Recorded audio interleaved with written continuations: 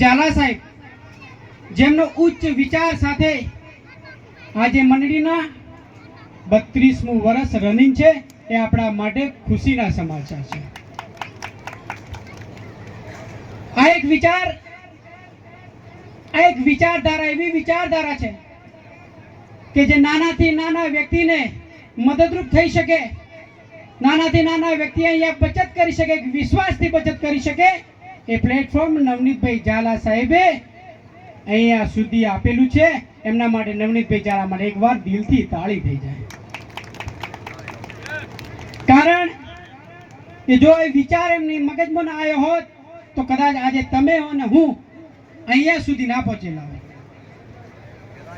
મંડળીનું કામકાજ, મંડળી કઈ રીતે બચત કરે છે, માસિક બચત કેવી રીતના આપણે કરીએ છીએ, ફેમિલી સુરક્ષાનું કવચ શું છે, દીકરા દીકરી ની બચત નું આપણે બધાએ લોકો પ્લાન પ્રેઝન્ટેશન થોડાક મિનિટ પહેલા આપણે જોયું છે। મારી તમામને એક જ રિક્વેસ્ટ છે, વડીલોથી રિક્વેસ્ટ છે, નાના બહેનોથી રિક્વેસ્ટ છે કે જો બચત કરવાનું ચાલુ ના કર્યું હોય તો આ મંડળી ઉપર વિશ્વાસ રાખીને, તમારી ગામની મંડળી ઉપર વિશ્વાસ રાખીને આજથી એક બચત કરવાનું ચાલુ કરજો। જો ભવિષ્યને પ્લાનિંગને આધીન અહીંયાથી તમને પાકતી રકમ મળવા પાત્ર રહેશે। તમારો નાનો મોટો પ્રસંગ અહીંયાથી પૂરો થશે એની હું પ્રોમિસ આપું છું। બચતના ચેપ્ટર આપણે જોયા ઘણા બધા છે, પણ અહીંયા કેમ કરવું જોઈએ તો એ વાત આપણે થઈ ગઈ છે કે અહીંયાથી બચત કરીને સાથે સાથે સોના અને ચાંદીની ગિફ્ટ આપણને અહીંયા મળવા પાત્ર છે। 12 મહિના પછી લોનની સુવિધાઓ અહીંયા છે, વીમાની સુવિધા છે, દીકરા દીકરીની જે યોજના છે એ યોજનામાં કદાચ મા બાપ આ ધરતી પર નહીં હોય છતાં બી એ દીકરીના પ્રસંગે એના મા યા બાપ નહીં હોય છતાં બી આ મંડળી થકી પૈસા એ દીકરીના ઘરે જશે ને એનો પ્રસંગ સારી રીતે થઈ શકે એ યોજના અહીંયા બનાવેલી છે।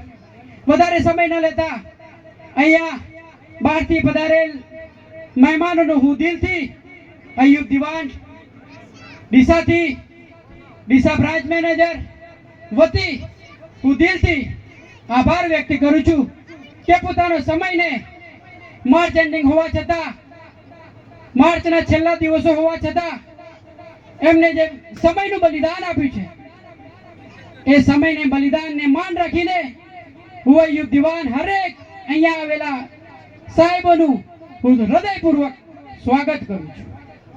અને આજે જે તમે લોકો ગામના વડીલો પોતાનો સમય ખેતીમાંથી ફ્રી થઈને દુકાનથી બંધ કરીને અહીંયા સુધી આ પ્રસંગને તમે સમય આપ્યો છે એટલા માટે બી તમને બી હું દિલથી આભાર માનું છું। હવે આપણી એક પરંપરા રહી છે કે હવે મહેમાનનું આપણે સ્વાગત કરતા હોઈએ છીએ, તો મારી સ્વાગત પહેલા એક રિક્વેસ્ટ છે કે જે લોકો ફોટા પડાવી રહ્યા હોય, આજુબાજુ બેઠેલા હોય એ હરેક વ્યક્તિ મંડપને નીચે આવી જાય। મીટિંગ પછી બી ફોટા પડી શકશો। સમયને ધ્યાનમાં રાખીને આપણે આ પ્રસંગને પૂરો કરવાનો છે। સાથે સાથે સ્વરુચિ ભોજન એટલે કે સાથે મળીને આપણે ભોજન પણ કરવાનું છે। તો ઓફિસમાં જે બી લોકો હોય, એડવાઇઝરો હોય, 20 વર્ષ સુધી આપણે પેન્શન લઈએ છીએ તો તેની રકમ થાય છે 27,50,000 રૂપિયા। અને તમારી જે ભરેલી બચતની સામે 10,77,000 રૂપિયા તમારું વ્યાજ સાથે તમને મળવા પત્ર છે, એના માટે તમે બંધાયેલા છો। તો એક નાની બચતની સાથે સાથે લોન રૂપી લઈ શકો છો, વીમા રૂપી તમે લઈ શકો છો, પેન્શન રૂપી લઈ શકો છો। આ દીકરીના મા બાપ આ દુનિયામાં નહીં હોય તો બી એ દીકરી એના પ્રસંગે પાકતી મુદતે એ રકમ એના ઘર સુધી મંડળી મોકલાવાનું કામ અને વિચાર કરેલો છે। આ સ્થળ સુધી આપણે ઘણા બધા પ્રસંગો જોયેલા હશે કે સાહેબ પ્રસંગ જ્યારે આવે છે, દીકરા દીકરીના જ્યારે લગ્ન આવે છે, ત્યારે સમાજ આ પ્રસંગને તમારી સામે રાહ જોઈને બેઠેલો હોય છે કે ભાઈના ઘરે પ્રસંગ આવ્યો છે, કેવી રીતે કરે છે આપણે જોઈએ છીએ.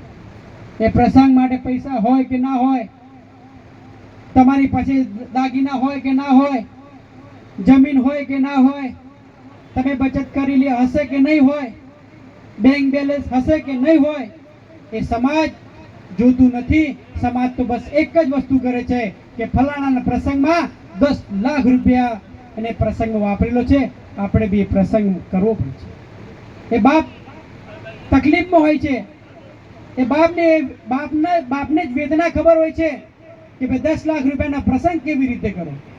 ત્યારે સમાજના રીતિ રિવાજ પ્રમાણે પ્રસંગ કરવો હોય છે, ત્યારે એ બાપ સાહેબ સોનું ગીરવે મૂકે છે. જો જમીન હોય તો જમીન ગીરવે મૂકે છે, યા જમીન વેચાણ કરે છે. સાહેબ 10% 20% વ્યાજે પૈસા લાવે છે અને એ સમાજના મોઢા બંધ કરવા માટે એ પ્રસંગ કરે છે. એક પોસ્ટ ઓફિસમાં નોકરી કરતા હતા, ત્યારે એ પોસ્ટ ઓફિસમાં નોકરી કરતા એમને વિચાર કર્યો છે કે ભાઈ અત્યારે આ પોસ્ટ ઓફિસમાં લોકોના જ પૈસા એમની જરૂરિયાત હોય છે, આકસ્મિક જરૂર પડે છે, ત્યારે પોસ્ટ વાળા એમને આપતા નથી. આપણે કંઈક એવી મંડળીની રચના કરીએ કે ગમે તે બચતની સાથે સાથે આપણે સારી રીતે આપણે એમની બચતના એ વર્તનની સાથે સાથે કામ કરી શકીએ. એ વિચાર આ મંડળીએ કરેલો છે.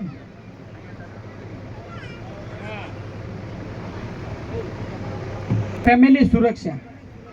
આજે હરેક વ્યક્તિ એવું વિચારતો હોય, ચાહે નોકરી કરતો હોય, બિઝનેસ કરતો હોય, એને ફેમિલી સુરક્ષાનો વિચારતો હોય છે કે મારી ફેમિલી સેફ રહે અને મારી ફેમિલીને મારી મહેનત થકી એમના સપનાઓ પૂરા થાય, એમનું પ્રસંગ સારી રીતે થાય અને સારું એજ્યુકેશન મળે. એ વિચારે ફેમિલી સુરક્ષા માટે હરેક વખતે એ બાપ પોતે મહેનત કરતા વિચાર કરતો હોય છે કે મારી દીકરી, મારો પરિવાર, મારી પત્ની, મારા બાળકો એક ફેમિલી સુરક્ષા સાથે જિંદગી જીવે. હું મહેનત કરવા માટે બી તૈયાર છું. એવો પ્લાન આપણે અહીંયા ફેમિલી સુરક્ષાનો બી આપણે અહીંયા પ્લાન મૂકેલો છે કે 0 થી લઈને 100 વર્ષના કોઈ પણ વ્યક્તિ એ ફેમિલી સુરક્ષાનું કવચ લઈ શકે છે. અને એની સાથે સાથે પેન્શન યોજના બી અંદર મૂકેલી છે. આજે હરેક વ્યક્તિને પોતાના મા બાપને એક વિચાર હશે કે મારો છોકરો ગવર્મેન્ટ નોકરી કામ કરે, ગવર્મેન્ટ જોબ કરે, 48 વર્ષ યા 58 વર્ષ પછી જ્યારે રિટાયર થાય ત્યારે એનું પેન્શન આપતું હોય, જેથી કરીને એના બાળકો અને એ પોતે સુરક્ષિત રીતે જિંદગી જીવી શકે. અહીંયા એ જ પેન્શન યોજના અહીંયા લખેલી છે. પેલામાં તો પેન્શન લેવા માટે ગવર્મેન્ટ નોકરી કરવી પડે છે, ગવર્મેન્ટ એજ્યુકેશન લેવું પડે છે અને ઘણા બધા પૈસા ખર્ચ્યા પછી 58 વર્ષ પછી એનું પેન્શન ચાલુ થાય છે. પણ આજની સરકારે પેન્શન પણ બંધ કરી દીધું છે. અહીંયા હરેક વ્યક્તિ ખેડૂત હોય, મજદૂરી કરતો હોય યા નાના મોટી દુકાન ચલાવતા હોય, એવા હરેક વ્યક્તિને અહીંયા ફેમિલી સુરક્ષા કવચ લઈને પોતે પેન્શન બી અહીંયા લઈ શકે છે. અહીંયા બી સાહેબે એક જ વસ્તુ કરી લે કે 1000 રૂપિયાની બચતથી શરૂઆત કરો. 12 મહિનામાં 12000 રૂપિયા ભરો છો. અગર એ જ પૈસા ભરતા તમે 23 વર્ષ સુધી ભરો છો તો 2,76,000 રૂપિયા તમારી બચત અહીંયા જોતામાં થઈ જાય છે. ત્યારે અગર જો તમને અવસાન થાય છે તો 12 લાખ રૂપિયા વીમા રૂપી તમને મળવા પાત્ર રહે છે અને પાકતે મુદ્દે 10,77,000 રૂપિયા તમને મળવા પાત્ર છે.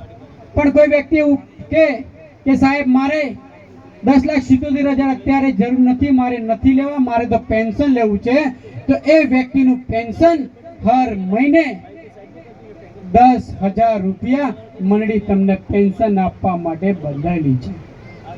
આ વિચાર એક આ મંડળી કરી શકે છે. સાહેબ આજે મને એટલી ખ્યાલ છે કે આજે આપણા બાળકો ફેક્ટરી હોય, કોઈ પણ ધંધા હોય, તે સવારથી 8 વાગ્યાથી લઈને સાંજે 8 વાગ્યા સુધી નોકરી કરતા હોય છે, ઘરનું ટિફિન ખાઈને જતા હોય છે અને એમની પગારની જ્યારે વાત કરીએ ત્યારે સાહેબ 7,000 8,000 એમનો પગાર હોય છે. અહીંયા 1000ની બચતની સાથે સાથે 10,000 રૂપિયા પેન્શન રૂપી તમે અહીંયા લઈ શકો છો. એ પણ તમે જીવો જાગો ત્યાર સુધી એ પેન્શન તમને મળવા પાત્ર છે. અગર તમને કંઈ થઈ ગયું, તમારા વારસદારને પેન્શન મળવા પાત્ર છે. તો એની 14 વર્ષની ટોટલ રકમની વાત કરીએ તો 3,62,000 રૂપિયા તમને તમારા દીકરી માટે મળતા હોય છે. આ એક બચત એવી છે કે જેના મા બાપ બચત કરતા હોય છે. સમય સંજોગો આપણે તમે બધા જોયેલા હશે કે બચત કરતા કરતા મા યા બાપ બંનેમાંથી એક વ્યક્તિ જો તમે જે દીકરા દીકરી માટે 1000 રૂપિયાની જે બચત કરતા હતા એની સામે ખાલી મંડળીમાં 500 રૂપિયા જ ભરવાના રહેશે અને 500 રૂપિયા મંડળી તરફથી તમને મળશે. ત્યારબાદ પાકતી મુદતે તમને 3,62,000 રૂપિયા મળવા પાત્ર છે. સમય સંજોગે તમે બધા અને હું ઘણા પ્રસંગો જોયા હશે કે મા બાપ બંને એક્સપાયર થઈ ગયા હોય, દીકરી નાની છે, દીકરી કમાતી નથી, જેથી કરીને બચત નથી કરી શકતી. તો અહીંયા મંડળી એક સરસ મજાનો